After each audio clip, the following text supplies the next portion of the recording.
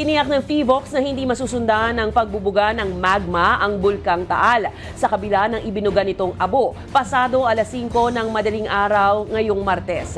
Base sa tala ng PHIVOLCS, sumabot sa 2,500 meters sa langit ang ibinugang usok ng Taal na nagtagal naman ng 4 na minuto. Naranasan ang ashfall sa Barangay Poblasyon, Agoncillo, Buso-Buso at Laurel sa Batangas. Itinuturo namang dahilan sa likod ng pagbubuga ng Taal ng abo ang pagdikit ng isang maliit na magma sa bunganga ng bulkan.